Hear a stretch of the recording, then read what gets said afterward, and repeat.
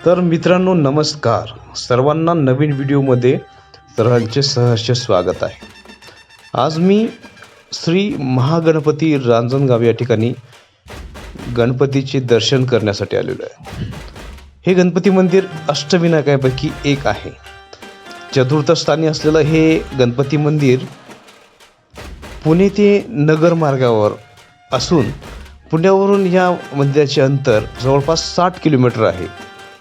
तुम्हाला सर्वात प्रथम नगर मार्गावर आल्यानंतर उजव्या बाजूला एक मोठं महाद्वार दिसून येतं आणि त्या ठिकाणी दोन्ही बाजूला 2 हत्ती आणि पेशवेकालीन बांधकाम असलेलं हे महाद्वार आहे। या ठिकाणी मी टू व्हीलर सर्वात प्रथम लावून या ठिकाणी 10 रुपयाची एक पावती करून घेतली। टू व्हीलरची रांग मोठ्या प्रमाणावर आहे, त्यानंतर फोर व्हीलरची व्यवस्था सुद्धा या ठिकाणी लावण्याची पार्किंग आहे।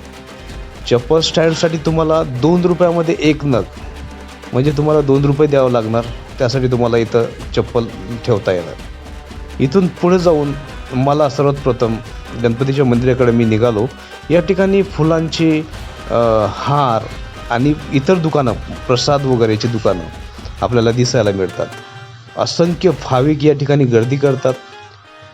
गणेश चतुर्थी असो किंवा गणेश, आता थोड्या काही दिवसा अगोदर गणेश जयंतीसुद्धा झालेली आहे। आता मी मंदिराच्या प्रवेशद्वाराकडे इथं येऊन थांबलेलो आहे आणि इथं आपल्याला महागणपती मंदिराकडे जाण्याचा मार्ग इथून दिसून येतो। या ठिकाणी लोकांची गर्दी, लोकांची श्रद्धा बघू शकतात। या ठिकाणी लोक दर्शन करून येतात जातात। मी आणि माझ्या मिसेसने एक दुर्वा आणि फुलांची एक वाटी आम्ही विकत घेतली आणि गणपतीला वाहण्यासाठी। इथं सुरक्षा कारणासाठी सिक्युरिटी पण तैनात करण्यात आलेली आहे संस्थांतर्फे, आणि पाण्याची व्यवस्था हात धुण्यासाठी व पाय धुण्यासाठी केलेली आहे। इथून आता हा दर्शनबारी मार्ग आहे। इथं सुद्धा चप्पल ठेवण्यासाठी स्टँड करण्यात आलेले आहे। या ठिकाणाहून भाविक दर्शन मंडप, जो उजव्या हाताला जो मार्ग आहे दर्शन रांग, तो आपल्याला इकडे घेऊन जातो। या ठिकाणी तुम्ही बघू शकता की खालचा जो गाभारा आहे, जो सभागृह आहे, तो अख्खा रिकामा आहे आणि वरच्या सभागृहामध्ये मोठ्या प्रमाणात आपल्याला आता थोड्या वेळात गर्दी दिसून येईल। मी आता सर्वात वरच्या म्हणजे पहिल्या मजल्यावरच्या फ्लोअरला इथं गेलो। या ठिकाणी मला खूप मोठी गर्दी दिसून आली, कारण की रविवार असल्यामुळं या ठिकाणी आज खूप असंख्य मोठमोठ्या दूरदूरून आलेले लोक आपल्याला या ठिकाणी दिसून येतात। आणि इथं कुठल्याही प्रकारचं तुम्हाला जर दर्शन करायचं असेल त्यासाठी 100 रुपयामध्ये दर्शन पास पण इथं अवेलेबल आहे। 100 रुपये भरून तुम्ही डायरेक्टली महागणपतीचे दर्शन करू शकता। आता हे दर्शनबारी आहे आणि या ठिकाणी आपल्याला समोरून मंदिराचं जे सभागृह दिसतोय, आपला समोरचा भाग दिसतोय, तिथून मी तुम्हाला दाखवतोय। या ठिकाणी श्री महागणपतीचं रांजणगाव या ठिकाणचं जे चित्र आहे, या ठिकाणी आपल्याला ते दिसून येतं। पेशवेकालीन असलेलं हे मंदिर खूप पुरातन आहे। जवळपास 400 वर्षापेक्षाही जास्त असलेलं हे मंदिर पुणे जिल्ह्यातील गणपतीचे देऊळ आहे। हे देऊळ अष्टविनायकापैकी एक आहे। अष्टविनायकातील चौथा गणपती म्हणून रांजणगावचा महागणपती ओळखला जातो। रांजणगावचे श्री महागणपतीचे मंदिर पूर्वाभिमुख असून मुख्य रस्त्यावर उजवीकडे आहे। दक्षिणायन आणि उत्तरायण यांचा मध्य काळात सूर्याचे किरण मूर्तीवर पडतील अशी मंदिराची वैशिष्ट्यपूर्ण बांधणी केली आहे। मूळ मूर्तीला महोत्कट असे नाव असून तिला 10 सोंडा व 20 हात आहेत असे म्हणतात, परंतु ती तळघरात ठेवलेली आहे। येथील पूजेकरिता ठेवलेल्या मूर्तीच्या बाजूला रुद्धी सिद्धी आहे। हा गणपती नवसाला अगदी हमखास फावतो अशी भाविकांची श्रद्धा आहे।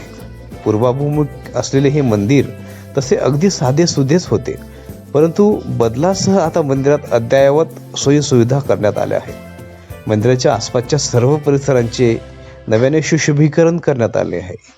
या मंदिराचा सभामंडप सरदार किवे यांनी तर गाभारा माधवराव पेशव्यांनी बांधला आहे। बांधकाम करताना उत्तम दिशा साधन साधले असल्यामुळं उत्तरायण आणि दक्षिणायन यांच्या मध्यकाळात सूर्याची प्रकाश किरणे देखील झळाळत्या सोनेरी तेजाने आवरण लिहून महागणपतीच्या पूजेसाठी येतात। अशा वेळी शेंदूर लावलेला महागणपतीची मूर्ती अधिकच आकर्षक भासते। सभामंडपातून आत गेल्यावर गाभाऱ्यात गणेशाची डाव्या सोंडीची आसन घातलेली रेखीव मूर्ती आहे. मूर्तीचे कपाळ रुंद असून दोन्ही बाजूंना ऋतिसिद्धी आहेत. या मूर्तीच्या खालच्या बाजूला तळघड आहे. तळघडात महागणपतीची अजून एक लहान मूर्ती आहे. ही गणपतीची मूर्ती असून तिला 10 सोंडा व 20 हात आहेत असे सांगतात. आराधनेनुसार गणपतीला प्रसन्न करून भगवान शंकराशिवाय इतर कोणी आपला वध करू शकणार नाही असा त्रिपुरासुराने मिळवला. या वरामुळे त्रिपुरासुर उन्मत्त झाला. सर्व देवांना त्याने पराभूत केले. सर्व देव हिमालयात दडून बसले. त्रिपुरासुर मोठ्या एकटीत इंद्राच्या आसनावर जाऊन बसला व त्याने आपली वक्र दृष्टी शंकराकडे वळवली. त्याच्याकडे जाऊन त्याने कैलाश पर्वताची मागणी केली. त्रिपुरासुराचे 2 सेनापती भीमकाय व वज्रदंत यांनी भूलोकी सर्वांना त्रास देण्याचा प्रारंभ केला. तेव्हा एका ब्राह्मणाचे रूप घेऊन शंकर त्रिपुरासुराकडे आले व मला 64 कला येतात त्या दाखवण्यासाठी आलो आहे असं सांगितले. त्रिपुरासुराने तुझी कला आवडली तर तू जे मागशील ते तुला देईन सांगितले. यातून तू कुठेही जाऊ शकशील, मात्र शंकराने बाण मारल्यास तुझा नाश होईल. त्रिपुरासुराने आनंदाने व त्या ब्राह्मणाला 10 गावे बक्षीस दिली. नंतर त्रिपुरासुर व शंकर यांच्यात तुंबळ युद्ध झाले आणि शंकराने प्रणम्य शिरसा देवम या श्लोकाचे स्मरण करून एका बाणात त्रिपुरासुराचा वध केला. कार्तिक शुद्ध पौर्णिमेला ही घटना घडली असून या दिवसाला त्रिपुरी पौर्णिमा म्हणतात. शंकराने गणेशाचे जेथे स्मरण केले ते मणिपूर गाव होय. जिथे शंकराने गजाननाची स्थापना केली आज तेच गाव रांजणगाव म्हणून ओळखले जाते. भाद्रपद शुद्ध चतुर्थी अर्थात गणेश चतुर्थीला इथे मोठ्या प्रमाणावर गणेशाचा उत्सव साजरा केला जातो. भाद्रपद शुद्ध प्रतिपदा ते भाद्रपद शुद्ध पंचमी या 5 दिवसाच्या कालावधीत दर्शनासाठी गाभाऱ्यामध्ये मोठ्या प्रमाणावर भाविक गर्दी करतात. भक्ताला देवाच्या गाभाऱ्यात अगदी मूर्तीपर्यंत जाऊन दर्शन घेता येते. त्यामुळं या काळात दर्शनासाठी भाविकांची इथे रीघ लागलेली असते. श्री महागणपती रांजणगाव तालुका शिरूर जिल्हा पुणे.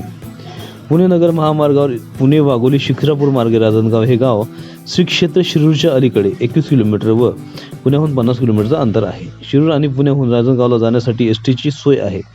तसेच नगर मार्गे जाणाऱ्या कुठल्याही गाडीने रांजणगावला उतरता येते. मित्रांनो, या ठिकाणी आपल्याला काही पुरातन वस्तुकला पण दिसून येतात. हे जे दगडावर कोरीव काम केलेलं आहे मित्रांनो, आता ह्याविषयी तर मी तुम्हाला जास्त माहिती देऊ शकत नाही. आता हे कुठल्या कालखंडामधील कोरीव काम आहे, कारण की हे अगदी पुरातन दगड आहे. आणि या ठिकाणी मंदिराच्या पाठीमागे थेट एक विहीर आपल्याला या ठिकाणी पेशवेकालीन दिसून येते. आता विहिरी पेशवेकालीन आहे की त्या आधीचं आहे ह्यामध्ये पण मी तुम्हाला कुठल्याही प्रकारची माहिती देऊ शकत नाही, कारण की याविषयी कुठल्याही प्रकारचा मजकूर या ठिकाणी लिहिलेला नाही. पाणी हे अगदी काळेशार असून मंदिराच्या गणपतीचे जे अंघोळ केल्यानंतर ते पाणी सरळ आपल्या विहिरीमध्ये येतं. या ठिकाणी एक महादेवाची दगडाची पिंड या ठिकाणी ठेवलेली आहे आणि उजव्या बाजूला या ठिकाणी एक मूर्ती दिसून येते. ते खंडित झालेली मूर्ती आहे, म्हणजे तुटलेली मूर्ती आहे. हे बहुतेक मूर्ती भगवान विष्णूंची असायला काही हरकत नाही. या मूर्तीचे दर्शन करून मी आता माझ्या पुढच्या मार्गाला जाणार आहे. तुम्हाला या मंदिराविषयी माहिती जर तुम्हाला आवडली असेल तर तुम्ही नक्की, तुम्हाला मी एक विनंती करतो की तुम्ही माझ्या यूट्यूब चॅनलला नक्की तुम्ही सबस्क्राईब करा. आता थोड्या मंदिराच्या उजव्या बाजूला एक छोटीशी खोली बांधण्यात आलेली आहे. त्या ठिकाणी अष्टविनायकांच्या ज्या मूर्त्या आहेत त्या इथे दाखवण्यात आलेल्या आहे. समोरची जी मूर्ती आहे ती महागणपतीची आहे आणि इतर जे 7 आहे ते अष्टविनायकाचे आहे. मित्रांनो, या ठिकाणी ह्या संस्थांतर्फे एक चांगला उपक्रम पण इथं दाखवण्यात आलेला आहे आणि त्रिपुरासुराचा वध केल्यानंतर महागणपतीची स्थापना याच ठिकाणी करण्यात आली होती हे आपल्याला दिसून येतं. इतरत्र पण ऐतिहासिक जे स्थळ आहे याची माहिती आपण घेऊच, पण माझी एक इच्छा आहे की प्रत्येक स्थळाची व्यवस्थित आणि परिपूर्ण माहिती तुमच्याकडे पोचली पाहिजे. या ठिकाणी एक बाजूला ऋषींचा एक फोटो लावलेला आपल्याला या ठिकाणी दिसून येतो. या ऋषींचे नाव मोरिया गोसावी म्हणून आहे. या ठिकाणी भगवान गणेशाची 9 म्हणजे जवळपास 10 तोंडाची मूर्तीचा फोटो आपल्याला या ठिकाणी दिसून येतो. त्या शेजारी भगवान शंकर त्याची आराधना करताना आपल्याला या ठिकाणी दिसून येतात. याच 10 सोंडेच्या गणपतीचं जे रूप आहे हे या महागणपतीमध्ये आपल्याला दिसून येतं. समोरच्या कालखंडामध्ये आपण महादेवांनी ज्या ठिकाणी श्री गणेशाची आराधना केली तेच हे ठिकाण होय. त्रिपुरासुराचा वध करण्यासाठी महादेवाने श्री गणेशाला साकडं घातलं आणि श्री गणेशांनी महादेवाला वरदान दिलं. त्यानंतर महादेवाने त्याचा वध केला. मित्रांनो, समोरील जे सभामंडप आपल्याला दिसून येतो तो लाकडाचा बांधण्यात आलेला असून हे पेशवेकालीन यांनी बांधण्यात आलेलं आहे. मंदिराचं बांधकाम हे दगडामध्ये आहे आणि छोटासा गुंबट आपल्याला या ठिकाणी दिसून येतो. तो एक महाराष्ट्रीयन पद्धतीचा आहे. समोर एक पेशवेकालीन छोट्याशा भिंती बांधलेल्या आहेत आणि या भिंतीवरती श्री गणेशाने जे वर्णन या ठिकाणी आहे ते दाखवण्यात आलेलं आहे. त्रिपुरासुराचा वध हे या ठिकाणी दाखवण्यात आलेलं आहे. त्रिपुरासुरांनी पूर्ण देवलोकावर आक्रमण करून इंद्राची गादी हिसकावून घेतली. त्रिपुरासुराने महादेवाकडून वरदान घेतलं आणि नंतर त्यांनी महादेवावरच कैलाश काबीज करण्याचं एक आव्हान दिलं. त्यानंतर आपल्याला या ठिकाणी दिसून येतं भयभीत झालेले देवलोक हे त्या त्रिपुरासुराच्या भीतीने पळू लागले. त्यांनी अख्ख्या देवलोकावर आक्रमण करून देवलोक काबीज केला. त्यानंतर सगळे देव चिंतित होऊन भगवान भोलेनाथाकडे गेले. भगवान भोलेनाथ हे खूप भोले आहे. त्यांनी देवांची जे झालेले नुकसान पाहून भगवान भोलेनाथ पण आश्चर्याच्या धक्क्यात पडले. त्यानंतर त्यांनी सरळ कुठलाही मार्ग न अवलंबता भगवान गणेशाची आराधना केली. या ठिकाणी आपल्याला ते दाखवण्यात आलेलं आहे.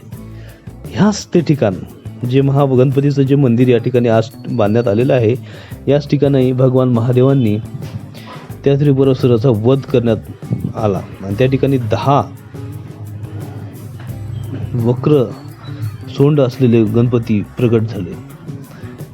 भगवान विष्णू, भगवान शंकर आणि भगवान ब्रह्मदेव हे 3 त्रिदेव आहेत आणि भगवान गणपती हे सगळ्यांचे लाडके देव म्हणून प्रसिद्ध आहेत. त्यांनी महादेवाने भगवान गणेशाची आराधना केली आणि भगवान गणेशाने श्री महादेवाला वरदान दिले आणि महादेव आपल्या रस्त्यावर युद्ध करण्यासाठी निघाले. तर त्यांनी महादेवांनी त्रिपुरासुराचा वध केल्यानंतर या ठिकाणी एक असंख्य आपल्याला 2 ऋषी आणि पंडित दिसून येतात. त्यांनी त्या मूर्तीची स्थापना केली. स्थापना करून महादेवाचं जे वध करण्याचं चित्र या ठिकाणी भिंतीवर दाखवण्यात आलेलं आहे. त्यानंतर पेशवेकालीन जे लोक होते त्यांनी सुद्धा या ठिकाणी त्या गणपतीला आराधना केली. त्या मंदिराचं पुनर्वसन केलं, मंदिराचं बांधकाम केलं. या गावकऱ्यांनी या ठिकाणी चांगल्या प्रकारे मोठ्या प्रमाणावर संस्था स्थापन करून मंदिर बांधले. या ठिकाणी चिमाजी आप्पा पेशवे यांनी पूर्णपणे जे पेशवे आहे, माधवराव पेशवे आहे, यांनी मोठ्या संख्येने मंदिराचे बांधकाम करून लाकडाचे सभागृह बांधले. पुढील या ठिकाणी बखर पण आपल्याला दिसून येते. त्यानंतर महादजी शिंदे जे काही सरदार होते मराठ्यांचे त्यांनी इथे येऊन पूजा केली असं मानले जाते. या ठिकाणी आपल्याला एक बखर सुद्धा दिसून येते. त्या बखरीवर सुद्धा या गणपतीच्या मंदिराविषयी काही गोष्टी लिहिलेल्या आपल्याला या ठिकाणी दिसून येतात. अष्टपत्र जे होतं त्या काळामध्ये 1631 दरम्यानचं हे आपल्याला या ठिकाणी दिसून येतं. मित्रांनो, आजच्या व्हिडिओमध्ये तुम्हाला हा व्हिडिओ कसा वाटला नक्की कळवा आणि पुढील व्हिडिओमध्ये आपण भेटू नवीन अजून काही गोष्टींसाठी. अजून छानशा अशा काही माहिती घेऊन तुमच्यासमोर मी येईल. या मंदिराची पूर्ण कलाकृती या ठिकाणी छापण्यात आली. आजच्या व्हिडिओमध्ये तुम्हाला सर्वांचं स्वागत आहे. भेटून पुढच्या व्हिडिओमध्ये. तोपर्यंत नमस्कार, धन्यवाद.